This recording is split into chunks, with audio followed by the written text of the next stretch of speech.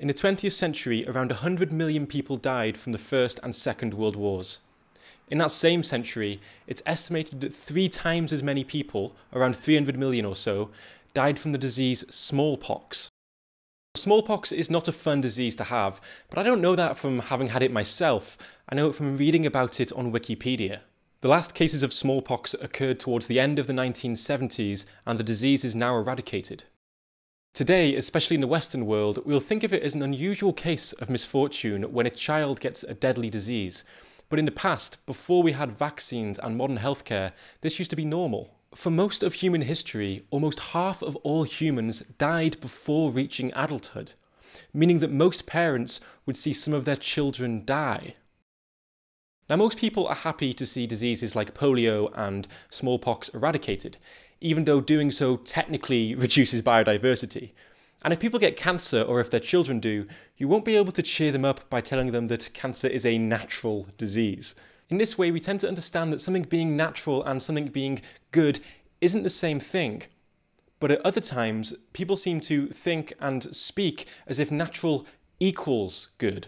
That line of reasoning, the belief that if something is natural, then it must also be good, is sometimes referred to as the appeal to nature fallacy. Of course, I'm not here to deny that many things that are natural are also good, like baby laughter, and the aesthetic beauty of certain landscapes, and blueberries. And there are a lot of unnatural things that I am not a fan of, like nuclear weapons, factory farms, torture devices, napalm, Nickelback CDs. What I take issue with is the attitude that things are good because they are natural. And as a vegan activist, I run into that attitude all the time. So in nature, when it comes to consumption, it's very natural for life. Even though I wanted to do it, and it's natural. Animals kill other animals. Yeah. Even when they don't need to. I agree with you. I think nature's brutal. But I think But aren't we part of nature? Does might make right? Well, in nature, it kind of does, doesn't it? I'm not talking about what's natural. I'm saying morality. All right. So Who are you to say that morality is superior to nature?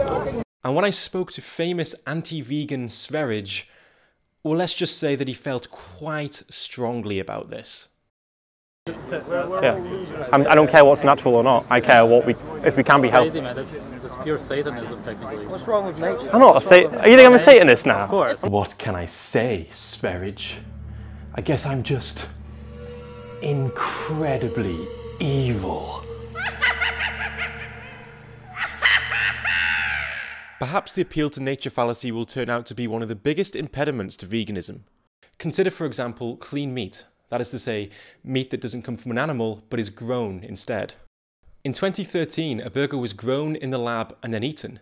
But that burger cost $300,000, so we still have some way to go. But perhaps someday in the future, we will have clean meat that has the same taste and consistency as normal, but will be cheaper and more environmentally friendly, and perhaps even healthier, consisting of more healthy fats and so on. Now, even if that day comes, perhaps some people would prefer meat from animals. Surveys show some people being concerned that this kind of meat isn't natural. For them, the idea of meat being grown in a factory feels wrong somehow. But the appeal to nature fallacy is not only found among meat eaters, it's also common in the vegan community. And I think this probably does harm, and in the future could cause even greater harm. But first off, what does it mean for something to be natural? Are, for example, bananas natural? Well, bananas used to be less tasty and full of seeds. They look the way they do now because humans have changed them through selective breeding. The same can be said for a lot of the fruit and corn and vegetables we eat today. The modified versions often look unrecognizable compared to their natural form. Our ancestors made it so that our food looks and tastes unnaturally good. And for that, I say thank you. I mean, seriously, have you seen what broccoli used to look like? Nobody wants to eat that. Okay, let's ask another question. Why is it that birds' nests are viewed as natural while human skyscrapers aren't? Is it because we've always had birds' nests? Well, we haven't. For most of the history of life on Earth, there haven't been birds. Is it because birds' nests are caused by evolution? Well, so are skyscrapers. We evolved to be a species that develops technology. Do skyscrapers break any of the actual laws of nature, like gravity or electromagnetism? Well, of course not. Ultimately, the concept of something being natural and unnatural is invented by humans, and the distinction is kind of arbitrary. But it's a concept that we often give a lot of weight, and it's a concept we've given a lot of weight for a long time. When modern forms of anaesthesia were invented, they met resistance from some, and one of the reasons why was the appeal to nature fallacy. It was said that pain is natural, and that any attempt to do away with it must be wrong. The appeal to nature fallacy also played a role in the debate around slavery, with people calling it the way of the world, and a tradition, and of course, natural. You could argue that they were correct about slavery being natural.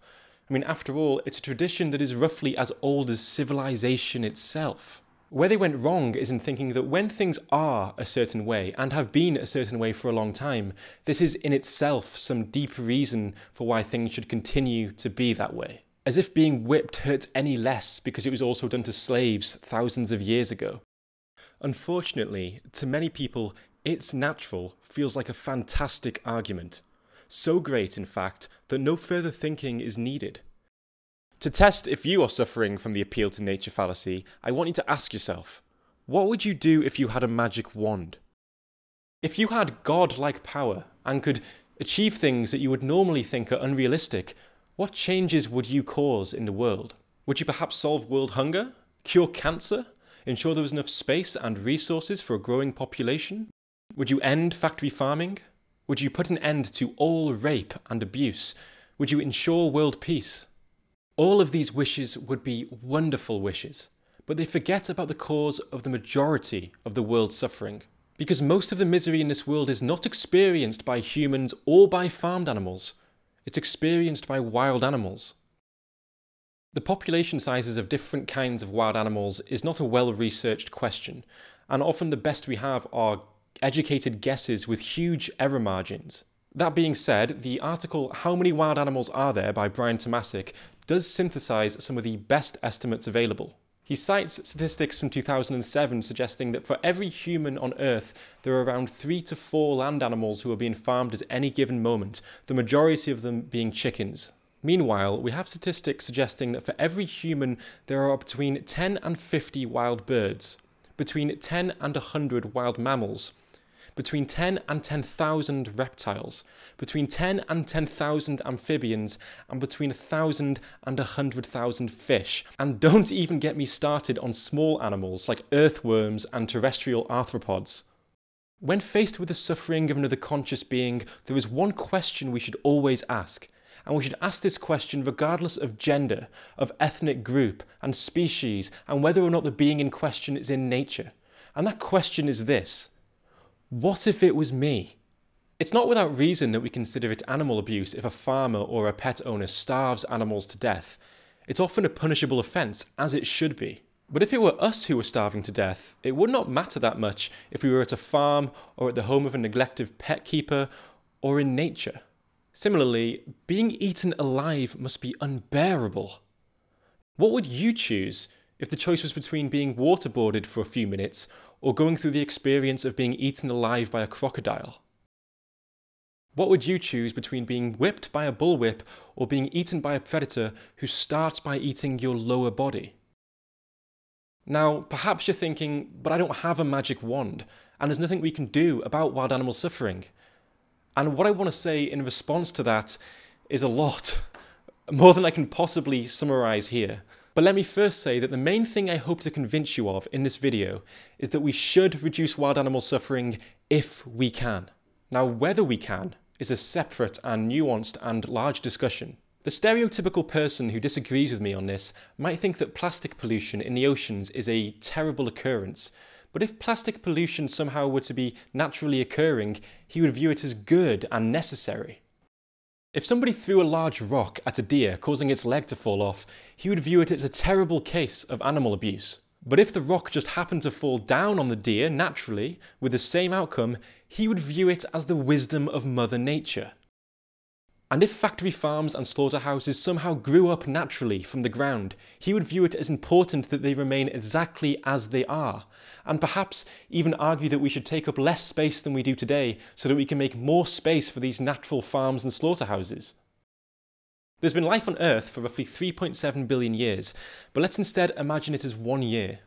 If we do that, the first large and complex multicellular organisms appeared in October. Roughly 40 minutes before midnight on New Year's Eve, the first anatomically modern humans appeared. The end of the Stone Age, the alleged births of Moses and Jesus and Buddha, the Roman Empire, really everything we read about in history books happened within the last minute of the year. The advent of science was roughly 3 seconds to midnight. 2 seconds before midnight, the Industrial Revolution started. And Google was launched a fifth of a second ago. As a technological species, it may be that we're just getting started. Perhaps someday the year 2020 will look as primitive as the Middle Ages. Time will tell. Certainly there are lots of possible technologies that we could imagine coming about. Like molecular nanotechnology that makes it very easy and cheap to make large swarms of tiny robots that can operate in the world in sophisticated ways. Or artificial intelligences that are much smarter than any human and can do in minutes or even seconds what Albert Einstein would need a lifetime to do. We could imagine robots made of meat that don't feel pain when they're being eaten. We could imagine super advanced genetic modification of animals so that their children have different physiological and psychological needs, or such that reproduction happens at levels that keep populations stabilised. A few decades before the moon landing, the idea of travelling there probably seemed far-fetched to most people. Several experts from that time are quoted as saying that it wouldn't be possible for us to do such things, not ever. Now perhaps they felt humble in denying such possibilities, but if they were actually humble, they would have said, I don't know what will or won't be possible in the future. It's hard to predict the future, but I think the future is more likely to be a good one if more and more people wish for the world to be a good place to live. And wishing for the world to be a good place to live is incompatible with the wish for ecosystems to be preserved the way they are. After all, if you want the great majority of conscious beings on this planet to have good lives, then keep in mind that the majority of conscious beings on this planet are wild animals. Now, is making the world a better place to live for wild animals an unrealistic wish, kind of like wishing for world peace? Well, that would be an understandable perspective, and in my playlist on wild animal suffering, I have other videos where I discuss this in more detail. I will, however, note that we tend to have a very different attitude towards complexity and challenges when it is human suffering that is at stake. When people started researching medicine, should people have said, the human body is so complex and interconnected and we're so far away from understanding it completely that any intervention is bound to make things worse? Should people have said that there's no way we can eliminate all health problems, so there's no point in researching medicine? If there are things we can do to help wild animals, be that now or sometime in the future, then the values people have will determine how likely we are to do that. And our values in regards to wild animals will also determine how likely we are to make things worse. An example of something that I think might make things worse is rewilding, as I explained in my video about Yellowstone. But you could imagine future scenarios where we end up spreading wild animal suffering on a much larger scale. For example, one might imagine humanity continuing to neglect the importance of wild animal suffering and eventually spreading ecosystems full of suffering to additional planets. Sometimes people seem to think that nature knows best for wild animals, but nature neither knows or cares about what's best for wild animals. What it's being optimized for is the replication of genes, which is not even remotely similar. Now, it would cost evolution little to completely anaesthetize prey once they're past the point of having a chance of escape, or to give diseased and starving animals pleasant dreams before they die. But evolution doesn't do that, because evolution doesn't care. Nick Bostrom once said that had Mother Nature been a real parent, she would be in jail for child abuse. And he has a point. In one sense, you could say that evolution has less empathy than most psychopaths. But really, I guess asking how much empathy does evolution have is kind of like asking how much empathy does a rock falling down a mountainside have. Evolution is more complicated than a falling rock, but like a falling rock, it has no mind or goals or morality whatsoever. Hence, the answer to the question of who gives us the right to intervene in nature is that there's nobody to ask. What we can do is look at the animals in nature and ask ourselves, if I was them, what would be in my best interest? While sitting in our unnaturally comfortable homes, eating unnaturally good food, and typing out YouTube comments on our unnatural digital devices, it may feel distant to us that at this very moment, wild animals are starving to death, and are being plagued by disease, and are being torn apart. It's easy then to care about more abstract principles like human non-intervention, and then use these as an argument for why unnatural interventions are good for us, but not for them. But not a single non-human animal in the world cares about biodiversity. And dying for them feels the same, whether or not they belong to an endangered species. And animals who are suffering don't care if they're suffering because of a human or because of something else. The animals who are screaming in pain right now, they don't think that their suffering isn't a problem because it's somehow natural. They simply want the agony to stop. And from that, we have something to learn. If you enjoy my videos, I very much appreciate you sharing them with friends and on social media. If you want to see more of what I have to say about wild animal suffering, then check out the playlist in my pinned comment. And in the future, I'm going to be making more videos about the well-being of animals, both wild animals and animals in human captivity. So if you want to see those, then why not hit the bell icon? With that said, thanks for watching, and I hope you have an unnaturally good day.